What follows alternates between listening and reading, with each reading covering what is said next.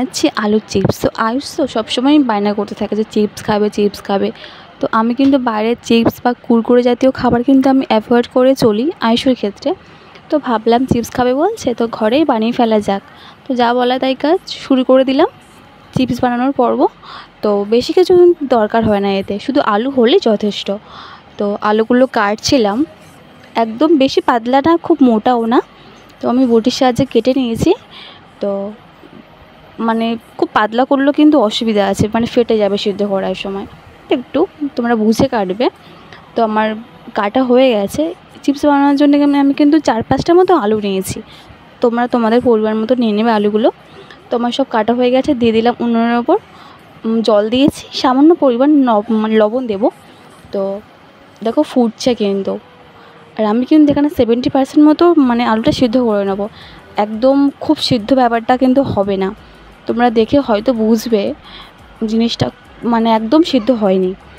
তো দেখো এরপর কি হবে। তো আমি এগুলো এখন নামিয়ে নিচ্ছি জল থেকে। জলে রাখলে কিন্তু বেশি সিদ্ধ হয়ে যাবে।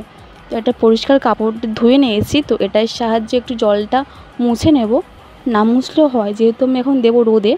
যাই হোক আমি নিয়েছি মুছে, তোমরা নাও মুছতে পারো, ডাইরেক্ট দিতে পারবে রোদে। তো চলো চলে আসলাম রোদের মধ্যে আলুগুলোকে দিতে এক এক করে।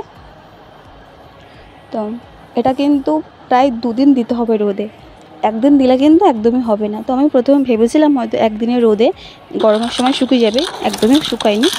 তোমরা আওয়াজ শুনে বুঝতে পারছো এটা কিন্তু পরের দিনের ভিডিও ক্লিপ। তো কতটা কিন্তু শুকনো হয়েছে, এবং একদম এবার ভাজলে আলুর চিপস তৈরি হয়ে যাবে। তো তোমরা কিন্তু বানিয়ে খেতেই পারো, বেশ কিন্তু সুন্দর হয়েছিল। চলে আসলাম বিকালে। আমার না তেলের পরিমাণটা অল্প হয়ে গেছিলো, ওই জন্যে আর কি মানে দেরি হচ্ছিলো ভাজতে।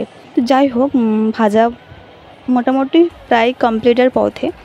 আয়ুষ জানো তো বাটি নিয়ে বসে আছে, ও চিপস খাবে। তো ও তো বুঝছে না শুধু আলু এটা, যাই হোক ও ভাবছে চিপসই এটা। তো তোমাদেরকে দেখো ভেঙে দেখাচ্ছি কতটা কিন্তু মুচমুচে হয়েছে। আমার তেলটা একটু বেশি হয়ে গেছে। যাই হোক আয়ুষ খেতে বসে পড়েছে এখানে। ও তো সস দিয়ে খাচ্ছিলো, আমি বললাম সস খেও না। তো সস আর পরে খায়নি, শুধুই খাচ্ছিলো। তো তোমরাও কিন্তু বানিয়ে খেতে পারো, খুব সুন্দর হয় কিন্তু, বাড়ির বড় বাচ্চা সবাই খেতে পারো। তো চলো গুড নাইট আজকের মতো সবাইকে।